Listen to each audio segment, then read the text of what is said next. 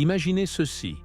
Vous êtes debout dans votre cuisine, le cœur battant à tout rompre, le visage rougi par la colère à cause de quelque chose qui s'est passé au travail. Vos mains tremblent, votre respiration est superficielle, et chaque fibre de votre être veut se déchaîner. Ça vous rappelle quelque chose? Nous sommes tous passés par là. Ce moment où la colère nous saisit comme un feu de forêt, consumant tout sur son passage, ne laissant derrière elle que regrets et relations abîmées. Mais si je vous disais qu'il y a plus de 2000 ans, 3 hommes remarquables ont découvert quelque chose d'extraordinaire. Ils ont constaté que la colère n'a pas besoin d'être votre maître. En fait, ils ont appris que cette même force, qui semble nous détruire, peut en réalité devenir notre plus grand enseignement. Ces hommes n'étaient pas des philosophes de salon vivants dans des tours d'ivoire. Épictète était un esclave, devenu l'un des plus grands maîtres de la sagesse de l'histoire. Sénèque a navigué dans les eaux politiques traîtresses de la Rome antique.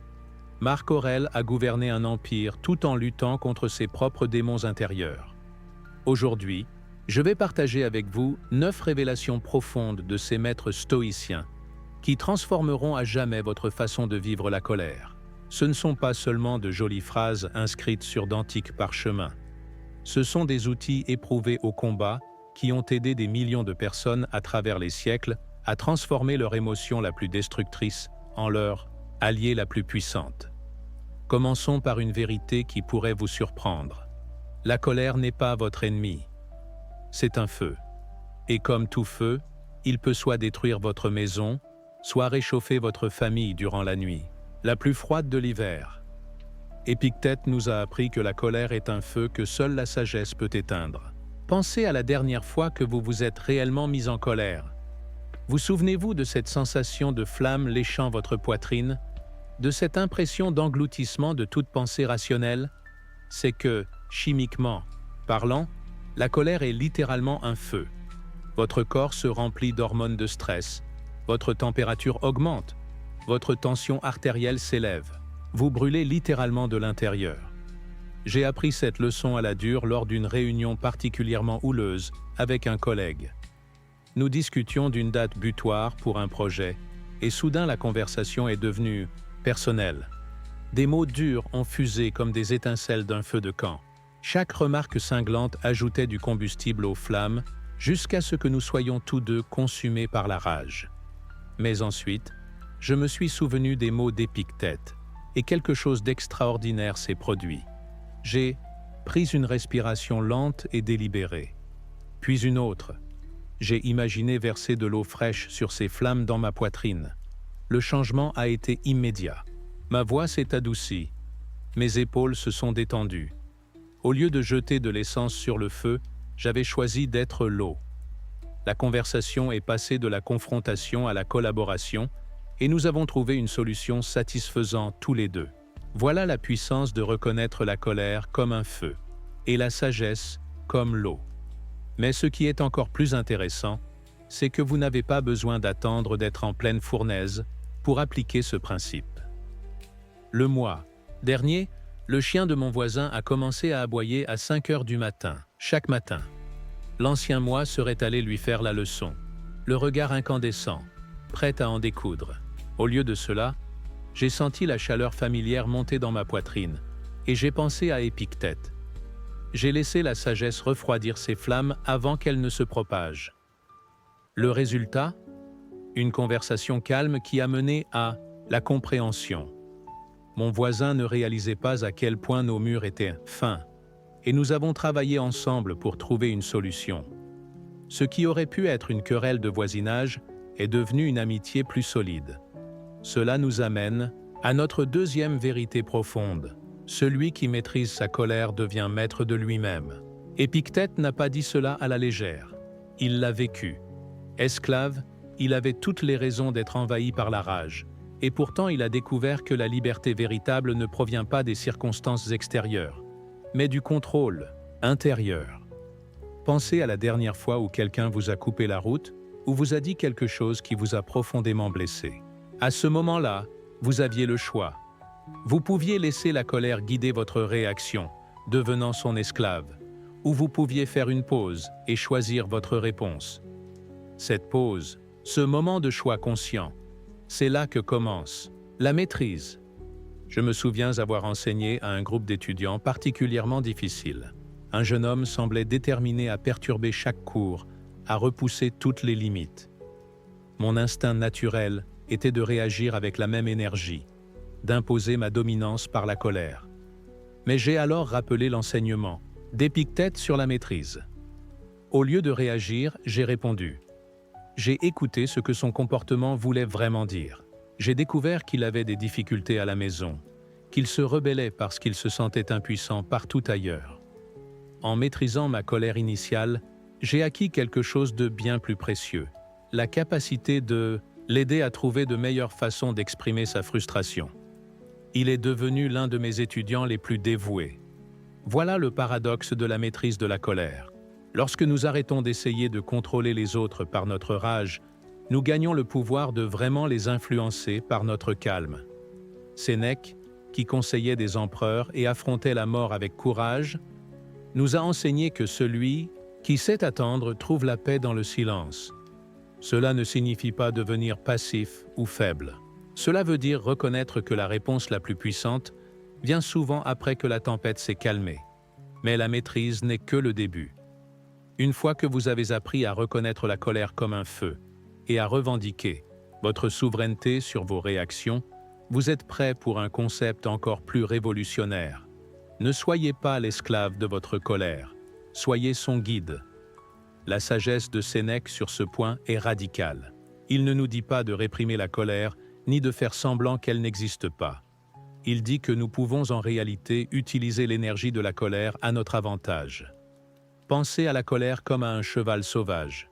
Vous pouvez laisser ce cheval vous jeter à terre et vous piétiner, ou vous pouvez apprendre à le chevaucher vers la destination que vous voulez atteindre.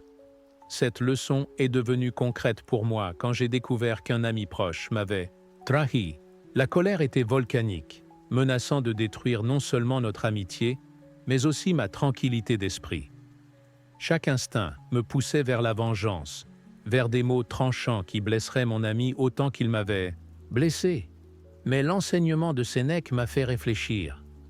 Et si cette colère essayait de m'enseigner quelque chose d'important sur mes valeurs, sur ce qui comptait vraiment pour moi? Au lieu de me déchaîner, je me suis assis avec ma colère. Je l'ai laissé me guider vers une compréhension plus profonde de pourquoi cette trahison me faisait tant mal. J'ai réalisé que ce n'était pas seulement à propos de l'incident en lui-même. C'était à propos de ma peur d'être vulnérable, de mon besoin de contrôle, de mon attente que les autres pensent et agissent comme moi. La colère est devenue ma maîtresse, me montrant des facettes de moi-même que je n'avais pas pleinement comprises. Quand j'ai finalement parlé à mon ami, ce n'était pas d'un lieu de rage, mais d'un lieu de clarté. Nous avons eu une conversation qui a en réalité renforcé notre relation, parce que j'avais utilisé ma colère comme guide, plutôt que comme arme. L'énergie qui aurait pu nous détruire a plutôt illuminé ce dont nous avions tous les deux besoin pour grandir. Ce principe fonctionne aussi dans des situations plus banales. Quand mon voisin a bloqué ma place de parking de manière récurrente, ma première impulsion a été l'indignation juste. Mais au lieu de déclencher un conflit, j'ai laissé la colère me guider vers ce dont j'avais vraiment besoin. Des limites claires et une communication respectueuse. La suite de la conversation a conduit à une compréhension mutuelle et à la considération réciproque. Marc Aurèle, qui a gouverné un empire tout en combattant ses propres démons, a ajouté une autre couche à cette sagesse. Celui qui dirige. Sa colère en fait son serviteur, pas son tyran. L'empereur comprenait que la colère renferme une énergie énorme. La question n'est pas de savoir si nous la ressentirons, mais ce que nous en ferons une fois qu'elle sera là.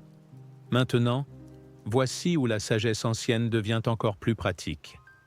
Vous n'avez pas besoin d'attendre que la colère atteigne son intensité maximale pour travailler avec elle. En fait, les maîtres ont découvert que plus vous la saisissez tôt, plus il est facile de la transformer. Sénèque enseignait que celui qui comprend sa colère l'apaise avant qu'elle n'explose. Il ne s'agit pas de devenir engourdi émotionnellement ou de faire comme si tout allait bien.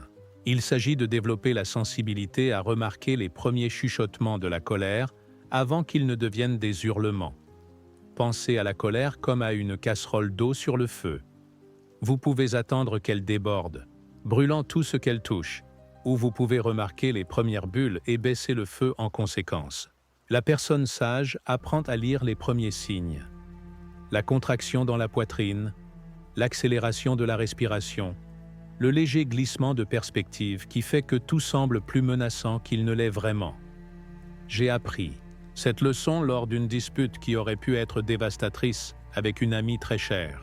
Elle a fait un commentaire qui touchait un point sensible chez moi, quelque chose à propos de mes habitudes de travail que j'ai interprété comme une attaque personnelle. J'ai senti la chaleur familière monter, mais cette fois, je l'ai perçue tôt. Au lieu de réagir immédiatement, je me suis posé une question simple. Pourquoi suis-je si blessé par cette remarque ? La réponse m'a surpris. Ce n'était pas vraiment à propos de son commentaire. C'était à propos de ma propre insécurité, de ma peur de ne pas travailler assez dur, de ma crainte de décevoir les autres. Une fois que j'ai compris ce qui se passait vraiment en moi, j'ai pu m'attaquer au vrai problème. Au lieu de m'emporter contre mon ami, j'ai eu une conversation vulnérable sur mes peurs et mes insécurités. Elle a été incroyablement solidaire et notre relation s'est approfondie plutôt que de se détériorer. Ce système de reconnaissance précoce fonctionne aussi dans le milieu professionnel. L'année dernière, j'étais impliqué dans un projet où les malentendus s'accumulaient. Je sentais la frustration grandir non seulement en moi, mais dans toute l'équipe. Au lieu d'attendre que quelqu'un explose, j'ai convoqué une réunion pour aborder ce qui se passait vraiment. Nous avons découvert que chacun se sentait débordé et sous-estimé. En saisissant la colère collective tôt, nous avons pu restructurer notre approche et créer un environnement de travail beaucoup plus harmonieux.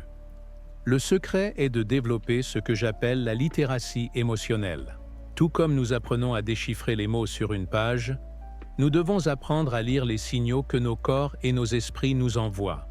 Cette tension dans la mâchoire, la façon dont vos pensées commencent à s'emballer, le léger glissement de la manière dont vous interprétez les actions des autres, ce sont tous des signaux d'alarme précoce, que la colère commence à monter.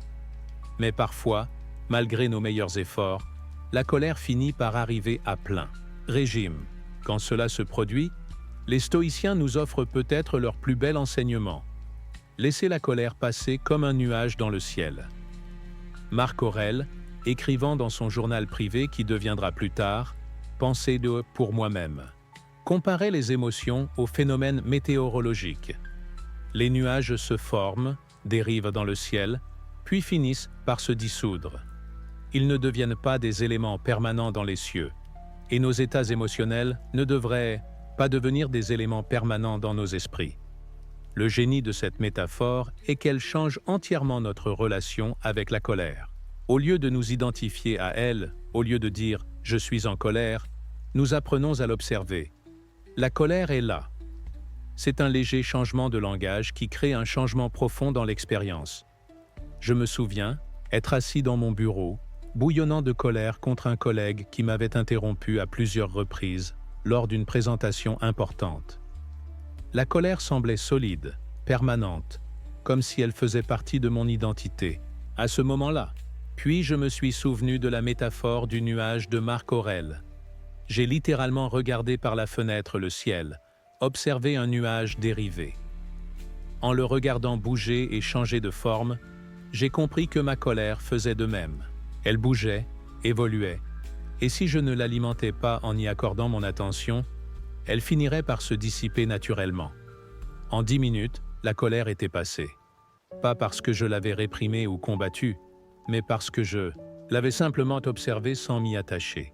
J'ai pu aborder mon collègue plus tard avec une curiosité authentique plutôt qu'avec une posture défensive. Et nous avons mis en place un bien meilleur système de communication pour les futures présentations. Cette pratique d'observer la météo émotionnelle fonctionne particulièrement bien avec ces irritations quotidiennes qui peuvent s'accumuler en rancœur plus grande.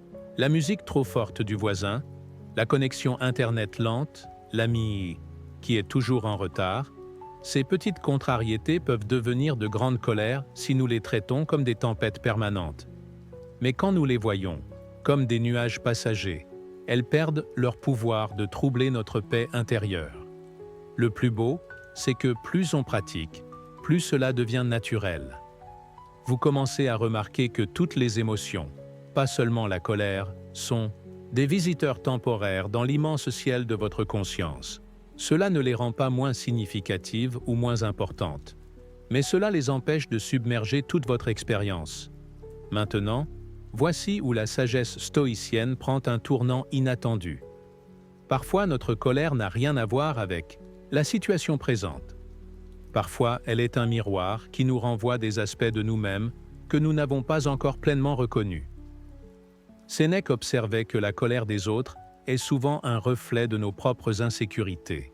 Cette perspicacité est à la fois humiliante et libératrice. Elle suggère que lorsque la colère des autres déclenche une réaction intense en nous, c'est peut-être parce que cette colère éclaire quelque chose en nous que nous n'avons pas encore totalement affronté. J'ai expérimenté cette révélation durant une période particulièrement frustrante, avec un collègue qui semblait aborder chaque tâche avec une attitude désinvolte. Son approche décontractée des délais, son indifférence apparente à la qualité, cet esprit de « ça ira bien » faisait bouillir mon sang. Je me retrouvais à ruminer son comportement, à perdre le sommeil à cause des projets auxquels il participait. Puis je me suis souvenu de l'enseignement de Sénèque sur le miroir. Je me suis posé une question inconfortable. Qu'est-ce dans son comportement qui me déclenche si intensément? La réponse a été douloureuse, mais éclairante. Son attitude décontractée reflétait ma propre peur profonde de ne pas être à la hauteur, ma terreur d'être perçu comme paresseux ou incompétent. Je projetais mes propres insécurités sur lui, puis je m'énervais contre le reflet. Une fois que j'ai compris cette dynamique, tout a changé. Au lieu d'essayer de contrôler son comportement, j'ai travaillé à affronter mes propres peurs et mes tendances perfectionnistes. Ironiquement, en devenant moins réactif à son style de travail, notre relation professionnelle s'est nettement améliorée. J'ai pu formuler des retours constructifs sans charge émotionnelle, et il a réagi beaucoup plus positivement. Ce principe du miroir fonctionne aussi dans les relations familiales. Ce parent qui critique toujours vos choix de vie, cet ami qui ne prend jamais rien au sérieux, ce voisin qui se plaint constamment de tout. Leur comportement peut déclencher la colère en nous parce qu'ils reflètent des aspects de nous-mêmes que nous préférerions cacher. Le critique peut refléter notre propre critique intérieure, celui qui n'est jamais satisfait de nos réalisations. L'ami insouciant peut faire écho à notre peur d'être irresponsable. Le voisin râleur peut refléter notre tendance à la négativité que nous essayons de dissimuler. Comprendre la colère comme un miroir ne signifie pas excuser les comportements nuisibles ni devenir un paillasson. Cela signifie utiliser ces interactions difficiles comme des opportunités de découverte de soi et de croissance. Lorsque vous vous trouvez en proie à une colère intense contre quelqu'un, faites une pause et demandez-vous « Quelle qualité en lui est-ce que je rejette en moi-même » La réponse pourrait vous surprendre et vous libérer de schémas de réaction qui vous épuisent depuis des années. Cette prise de conscience mène naturellement à l'un des outils les plus puissants de l'arsenal stoïcien, le pardon. Mais voici ce qui pourrait vous surprendre sur la façon dont les stoïciens comprenaient le pardon. Ils ne le voyaient pas comme une chose que vous faites pour l'autre personne. Ils le voyaient comme quelque chose que vous faites pour vous-même. Marc Aurèle enseignait que pardonner, c'est avant tout se libérer soi-même. Il ne s'agit pas d'approuver un comportement nuisible ni de prétendre que les torts n'ont jamais été commis. Il s'agit de reconnaître que nourrir la colère et le ressentiment, c'est comme boire du poison en espérant que l'autre en souffre. J'ai appris cette leçon à travers l'une des expériences les plus douloureuses de ma vie d'adulte. Un ami en qui j'avais totalement confiance avait divulgué des informations personnelles à mon sujet. Des informations qui ont porté atteinte à ma réputation et blessé ma famille. La trahison a été si profonde que j'avais du mal à manger ou à dormir pendant des semaines. Chaque fois que je repensais à ce qui s'était passé, la colère surgissait en moi comme un courant électrique. Pendant des mois, j'ai porté ce ressentiment comme un sac à dos lourd. Il assombrissait chaque interaction, me rendait méfiant envers tous mes autres amis et faisait de moi une personne que je ne reconnaissais presque plus. La colère me consumait de l'intérieur, tandis que mon ancien ami semblait mener sa vie sans être affecté. Puis j'ai rencontré l'enseignement de Marc Aurèle sur le pardon en tant qu'auto-libération. J'ai compris que ma colère ne lui faisait aucun mal à lui. Elle ne me faisait du tort qu'à moi. Le ressentiment était devenu une prison, et j'étais à la fois le prisonnier et le geôlier. Le pardon n'est pas survenu du jour au lendemain. Ce n'était pas un simple instant de décision, mais un processus graduel de libération de la charge émotionnelle liée à ce qui s'était passé. J'ai dû pardonner, non pas parce qu'il méritait mon pardon, mais parce que je méritais de me libérer du fardeau de cette colère. La transformation a été remarquable.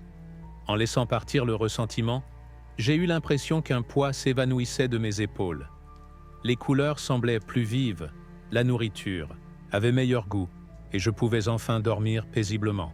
J'avais de l'énergie pour les gens et les activités qui m'importaient, au lieu de la gaspiller en entretenant de vieilles blessures. Cela ne signifie pas que la relation est redevenue ce qu'elle était avant. La confiance, une fois brisée, met du temps et des efforts à se reconstruire. Et il est parfois approprié de maintenir des limites avec les personnes qui nous ont blessés. Mais le pardon m'a permis d'avancer sans que le poison du ressentiment continue de gâcher ma vie. La pratique du pardon devient plus facile quand on réalise que chacun, y compris soi-même, fait de son mieux avec les ressources et la compréhension dont il dispose à un moment donné. Cela n'excuse pas les comportements nuisibles, mais cela offre un cadre pour lâcher prise sur la colère qui nous maintient prisonniers du passé. En pratiquant le pardon et en laissant partir les anciens ressentiments, nous commençons à toucher quelque chose de profond. La paix intérieure qui est notre état naturel quand la colère ne voile plus notre vision. Épictète enseignait que la paix intérieure commence là où la colère s'arrête. Ce n'est pas juste un langage poétique, c'est une observation pratique sur la nature de la conscience humaine. Quand la colère occupe notre espace mental, il n'y a pas de place pour la paix. Mais quand nous apprenons à lâcher prise sur la colère, la paix n'a pas besoin d'être créée ou fabriquée.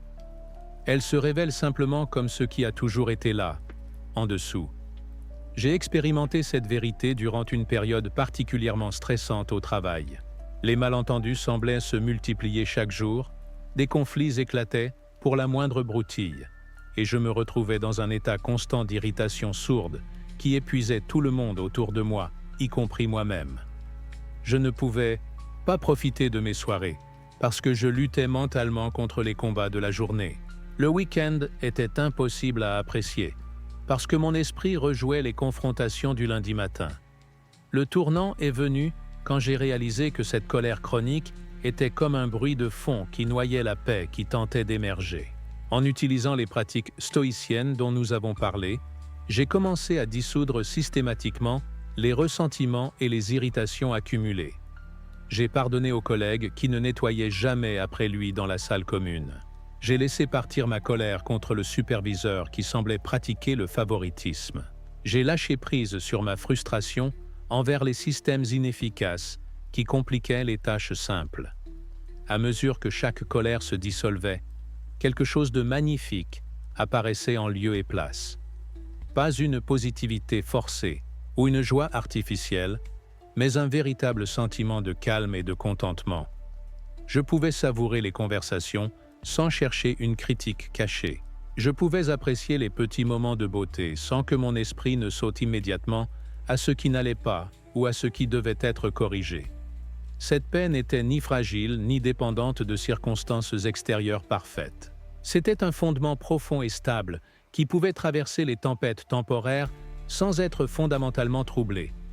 Lorsque de nouveaux défis surgissaient, je pouvais les affronter depuis cet état de calme intérieur plutôt que d'adopter une posture défensive faite d'accumulation de colère.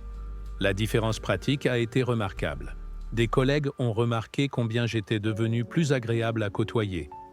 Ma famille a constaté que je rentrais à la maison réellement présent, au lieu d'être mentalement ailleurs. Même mon sommeil s'est amélioré parce que je n'emportais pas les frustrations de la journée dans la nuit.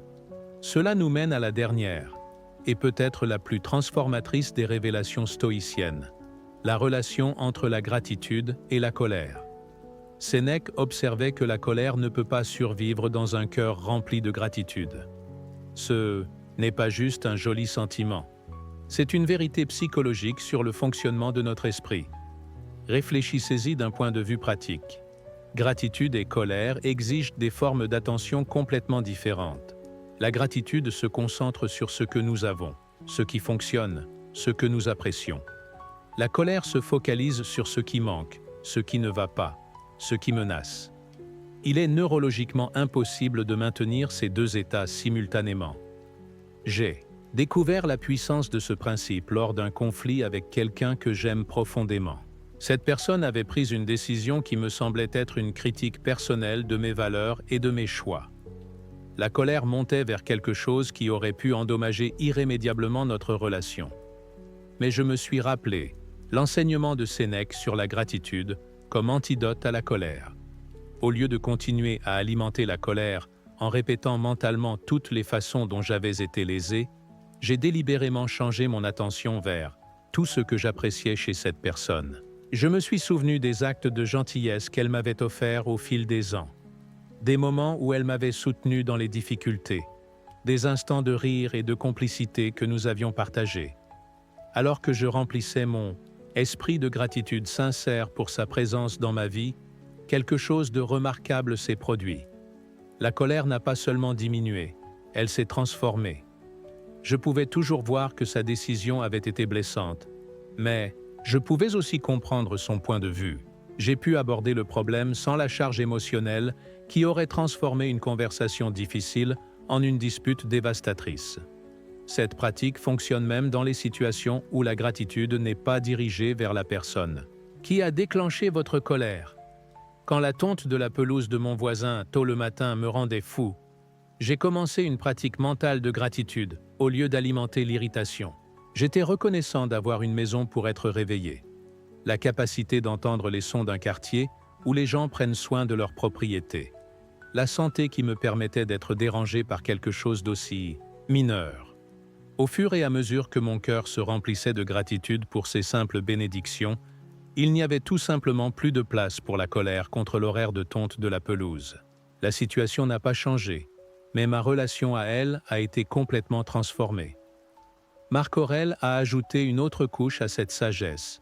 Celui qui se remplit de gratitude est invincible face à la colère. Invincible ne signifie pas que vous ne ressentez jamais la colère. Cela signifie que vous n'êtes plus vaincu par elle. La gratitude devient une sorte d'armure émotionnelle qui protège votre paix intérieure sans vous rendre dur ou indifférent. Le secret est de faire de la gratitude une pratique quotidienne plutôt qu'une réaction d'urgence à la colère. Lorsque vous remplissez régulièrement votre esprit d'appréciation pour le bon dans votre vie, vous construisez un fondement qui résiste naturellement à la toxicité du ressentiment. C'est comme renforcer votre système immunitaire. Vous n'évitez pas tous les défis émotionnels, mais vous bâtissez la résilience pour les affronter sans être submergé. Alors que nous arrivons à la fin de notre parcours ensemble, je veux que vous compreniez quelque chose de profond. Ces 9 enseignements stoïciens ne sont pas de la vieille philosophie poussiéreuse qui dort dans des bibliothèques. Ce sont des outils pratiques qui ont été testés par des millions de personnes à travers des millénaires. Ils fonctionnent parce qu'ils reposent sur des vérités fondamentales sur la nature humaine et la mécanique de l'expérience émotionnelle. Épictète, Sénèque et Marc Aurèle ne vivaient l'un pas dans quelques bulles philosophiques sereines. Ils ont fait face à la trahison, à l'intrigue politique, à l'exil, à la maladie et à la mort. Ils ont développé ces révélations non pas malgré leurs difficultés, mais grâce à elles. Ils ont découvert que la colère, correctement comprise, n'est pas notre ennemi. C'est une énergie qui peut être transformée en sagesse, compassion et force. La personne qui maîtrise ces 9 principes acquiert quelque chose de précieux, la capacité de rester calme et lucide, quelles que soient les circonstances extérieures. Elle développe ce que les stoïciens appelaient une citadelle intérieure, un noyau de paix qui ne peut être perturbé par les actions des autres ou par les inévitables défis de la vie. Mais rappelez-vous, la maîtrise n'est pas une destination que vous atteignez une fois pour toutes et que vous maintenez sans effort. C'est une pratique à laquelle vous revenez encore et encore. Chaque fois que vous choisissez de voir la colère comme un feu que la sagesse peut guider, chaque fois que vous utilisez le comportement de quelqu'un d'autre comme un miroir, pour mieux vous comprendre, chaque fois que vous pratiquez le pardon comme un cadeau pour vous-même, vous renforcez ces voies neuronales et rendez la sagesse plus accessible. La transformation n'est pas seulement personnelle. À mesure que vous devenez moins réactif et plus réceptif, vous changez le climat émotionnel de chaque pièce dans laquelle vous entrez. Votre famille ressent moins de tension. Votre lieu de travail devient plus collaboratif. Vos amitiés se renforcent. Vous devenez une source de calme dans un monde qui a désespérément besoin de plus de paix. Les anciens stoïciens croyaient que nous avons la responsabilité de développer notre caractère non seulement pour notre propre bénéfice, mais pour celui de la communauté humaine.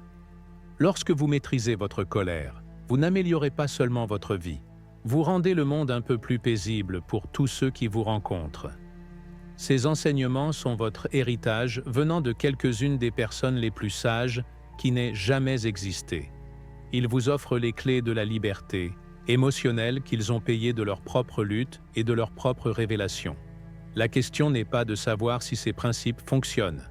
La question est de savoir si vous allez les utiliser. Commencez dès aujourd'hui. Commencez petit. La prochaine fois que vous sentirez la colère monter, souvenez-vous que vous avez des choix. Vous pouvez l'alimenter et la laisser vous consumer, ou vous pouvez appliquer ces outils anciens et la transformer en quelque chose de beau. Vous pouvez rester esclave de vos émotions, ou vous pouvez devenir leur guide sage et compatissant. Le chemin vers la paix intérieure commence par un seul choix conscient. Répondre au lieu de réagir. Ce choix est toujours à votre portée, à chaque instant, peu importe ce qui s'est passé avant. C'est le véritable cadeau de la sagesse stoïcienne, la reconnaissance que votre vie intérieure vous appartient, et qu'avec les bons outils, vous pouvez la façonner en quelque chose de magnifique. Le feu de la colère brûle dans chaque cœur humain. La question est de savoir si vous le laisserez brûler votre maison, ou si vous apprendrez à l'entretenir avec sagesse. Les maîtres vous ont montré la voie. Maintenant, il est temps de parcourir ce chemin par vous-même.